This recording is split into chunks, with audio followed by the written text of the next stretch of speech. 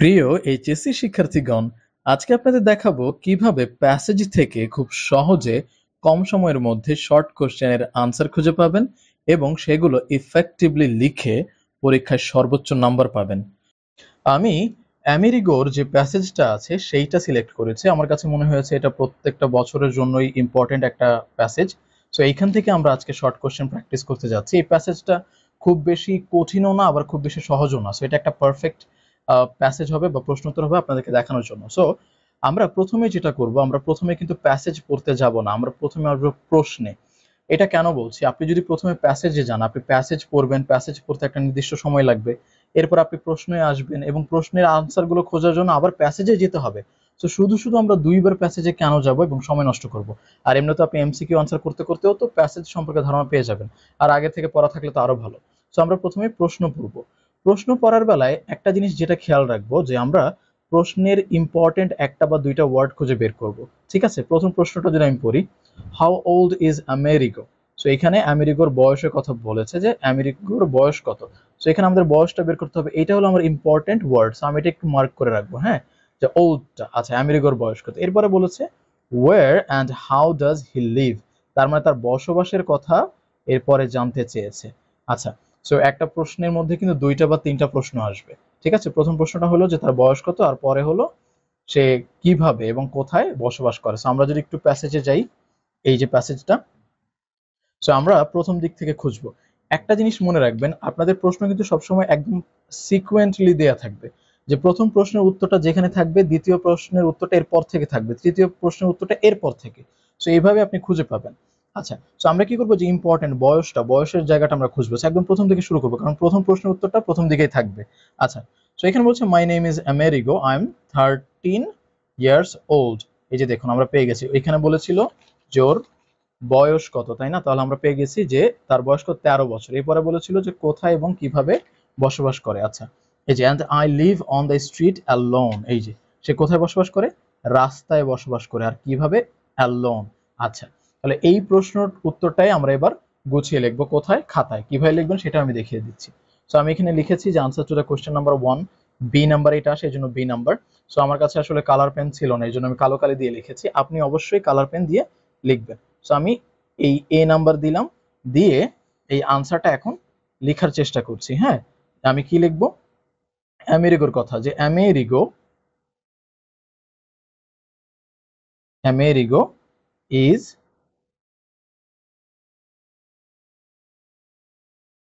Old. আচ্ছা, এরপরে বলেছে সে কোথায় এবং কিভাবে বসবাস করে, তার মানে হি লিভস, আচ্ছা, অন দ্য স্ট্রিট। সো স্ট্রিটের আগে সবসময় অন হয়, অন দ্য স্ট্রিট অ্যালোন। আচ্ছা, সো এই যে আমরা অ্যালোন দিয়ে কিন্তু সে কিভাবে বসবাস করে সেই আনসারটা হয়ে গেল। আপনি এটাকে আরেকটু গুছিয়ে লিখতে পারতেন, যে Amerigo is 13 years old, he lives on the street and he lives alone. So এখানে যদি আপনি এক্সট্রা দিতেন যে অ্যান্ড হি লিভস অ্যালোন, সেটার সমস্যা ছিল না। আমি ছোট করে দিলাম যে অন দ্য স্ট্রিট, এরপরে অ্যালোন। ঠিক আছে, ঠিক এইভাবে এখানে যেমন আছে আর কি। আচ্ছা, এরপর আমরা বি নাম্বারের প্রশ্নে যাব। বি নাম্বারের প্রশ্ন যদি একটু দেখি, বি নাম্বারের প্রশ্নে বলেছে what is the reason of Amerigo's life on the street, যে আমেরিগোর লাইফটা রাস্তায় হওয়ার কারণটা কি। Why do you think it is not suitable for a child, explain. আচ্ছা, এরপরে বলেছে যে তুমি কেন মনে করো যে এইটা একটা বাচ্চার জন্য সুইটেবল না বা উপযোগী না, সেইটা বলতে বলেছে। তো আমরা প্রথমে কারণটা বের করবো, যে আমেরিকার লাইফটা এই রাস্তায় হওয়ার কারণটা কি, আর এরপরে হলো যে সেটা সুইটেবল না কেন, এটা সুইটেবল না কেন সেটা নিজে থেকে কিন্তু এক্সপ্লেইন করতে হবে। আচ্ছা, আমরা এখানে দেখি কি বলা আছে। আমরা এখানে যদি দেখি পরের লাইন থেকে, যে my mother who is separated from my father, তার মানে তার মা তার বাবার থেকে separated, does not want me, আমাকে চায় না। She told me to go away, এইটা সেইটা অনেক কিছু গেল। So father lives very far, সে দূরে থাকে। I want to go home. আচ্ছা, সো এইখানে আমরা একটা জিনিস বুঝতে পারলাম, যে বলেছিলাম যে সিকুয়েন্টলি থাকবে। সো 1 নম্বর প্রশ্নের উত্তর ছিল এইখানে, 2 নম্বর প্রশ্নের উত্তর কিন্তু এইখান থেকে, এরপরে থেকে। সো এই যে মাদার হলো সেপারেটেড বাবার কাছ থেকে, তাই না, আর এই জন্য সে রাস্তায় চলে এসেছে, এরকম। আচ্ছা, সো আমরা কিন্তু অলরেডি আনসার পেয়ে গেছি। দেখুন, এই আনসারটা কিন্তু এখানে হুবহু নেই, সব প্রশ্নের উত্তর একদম হুবহু থাকবে না যে আপনি এখান থেকে জাস্ট তুলে দিবেন, এরকম হয় না। সো এইটা একটু ভেঙে চলে দিয়েছে, যে তার মা তার বাবার কাছে সেপারেট হয়েছে এবং এরপরে সে রাস্তায় কাজ শুরু করেছে, পরের ঘটনা এমনই।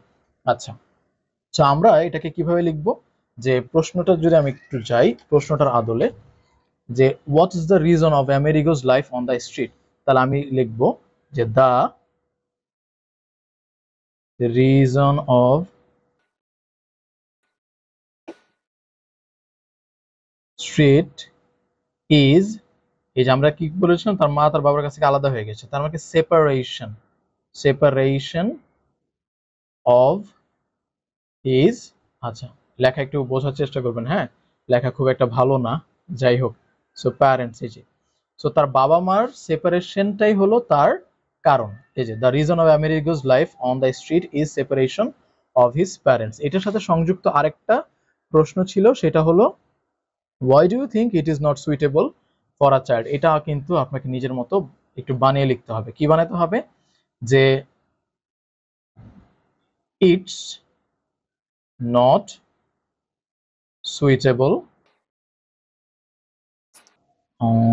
এখানে কি ছিল suitable for a child, আচ্ছা it's not suitable for, sorry he is না, তো তাহলে a child, a child because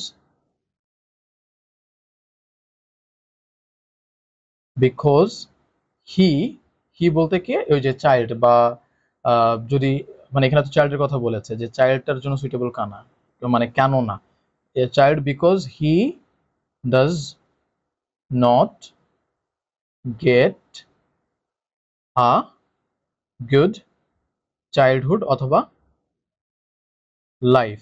আচ্ছা, সো আপনি চাইল্ডহুড দিতে পারেন বা লাইফও দিতে পারেন। দেখেন আমি কারণটা কি দিয়েছি, যে এটা তার জন্য সুইটেবল না, কারণ he does not get a good life, কারণ সে একটা ভালো জীবন পায় না অথবা একটা ভালো চাইল্ডহুড পায় না।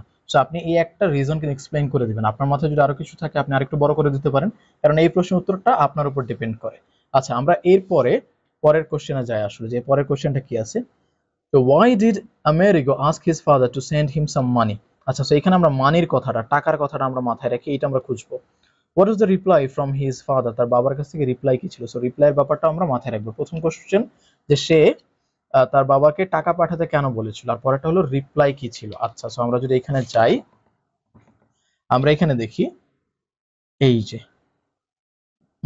মাই father lives very far away, I want to go to him but he don't take me either. আচ্ছা, I begged him to send me some money. আচ্ছা, এইখান থেকে এই যে I begged him to send me some money so that I could buy a bus ticket, তার মানে সে টাকা চেয়েছিল বাস টিকিট কেনার জন্য। সো আমি এইটা ধরেই লিখবো, ঠিক আছে। এখানে প্রশ্নটা ছিল যে why did America ask his father, তাই না। আচ্ছা, তাহলে আমি এটা ধরেই যদি লিখি, আমি কি লিখবো, যে 3 নম্বরে বা সি নম্বরে, যে আমেরিগো আস্কড, আচ্ছা এই যে আমেরিগো, এই যে asked his father to send me, হবে না সেন্ড মি তো না, হিম হবে, কাকে, আমেরিগোকে। সেন্ড হিম, এখানে তো আমেরিগো তার কথা বলেছিল এই জন্য মি বলেছে। সেন্ড হিম সাম মানি, সাম মানি। আচ্ছা, এই যে এইখান থেকে একদম আমি জাস্ট এই পর্যন্ত দিয়ে দিচ্ছি আর কি, হ্যাঁ এই যে ticket some money so that,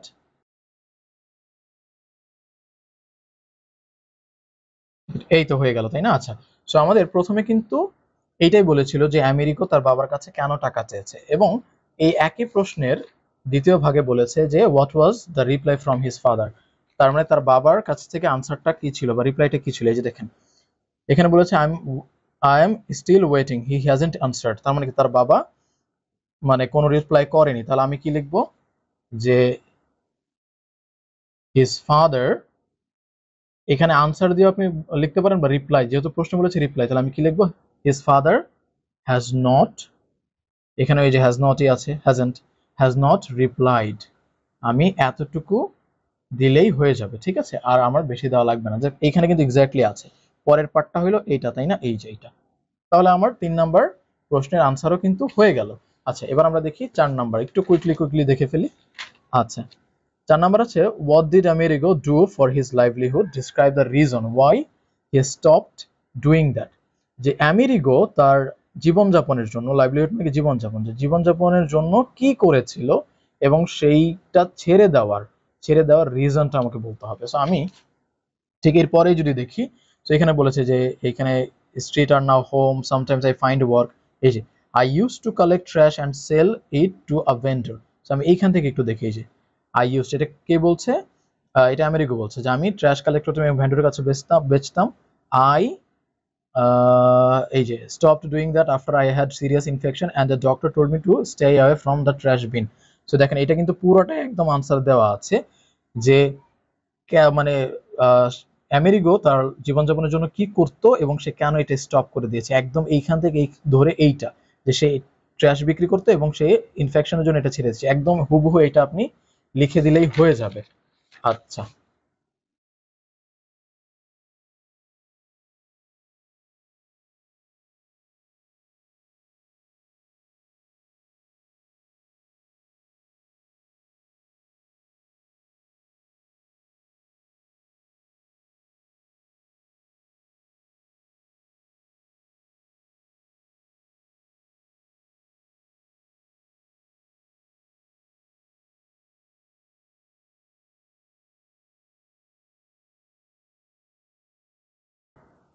আচ্ছা, অনেক বড় আনসার। সো আমি এইখান থেকে আসলে এই পর্যন্ত পুরোটা লিখে দিলাম, মাঝখান থেকে আমি সাবজেক্ট অবজেক্ট চেঞ্জ করেছি। যেমন এখানে তো আই বলেছিল, আমি আমেরিগো দিয়েছি।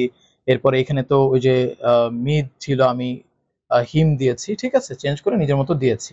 সো এবার আমরা লাস্ট কোশ্চেনে চলে যাই। আচ্ছা, দেখেছেন খুঁজে পাওয়াটা কিন্তু খুব বেশি কষ্ট না, তাই না? আমরা জাস্ট মেইন পয়েন্টগুলো মনে রেখে রেখে খুঁজে পেতে পারি।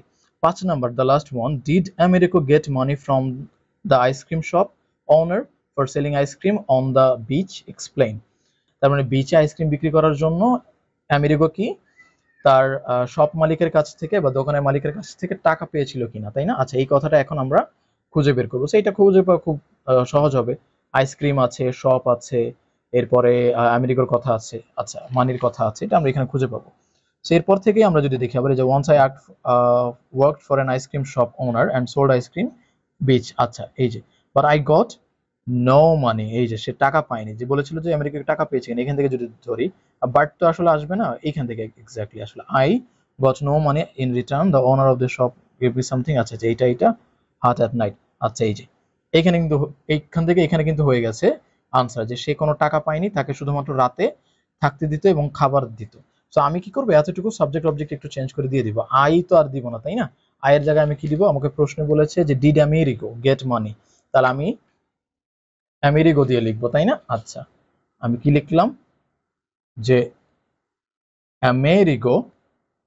সো আমি এইখানে ঠিক যেমন আছে যে আমেরিগো গট নো মানি, আমি এইভাবে লিখতে পারি, অথবা Amerigo did not get any মানি। যেহেতু প্রশ্ন এরকম ছিল ডিড নট দিয়ে, আমি এরকমই লিখলাম, did not get any money, সে কোনো টাকা পায়নি। আচ্ছা, এরপরে কি আছে?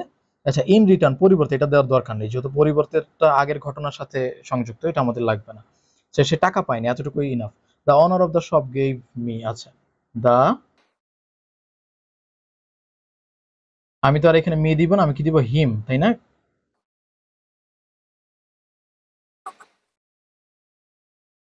আচ্ছা, এটা তো গেভ হবে, হ্যাঁ, গেম হয়ে গেছে। আচ্ছা, something to it, let me এর জায়গায় কি হবে, হিম, স্লিপ। আচ্ছা, স্লিপ ইন, ওহ বাবা, শেষ হলো। আমি তো লিখতে লিখতে একদম অবস্থা খারাপ, কারণ অনেকদিন পরে আসলে এত লিখছি, তা আবার এত ফাস্ট লিখছি যেন ভিডিওটা একটু ছোট করা যায়।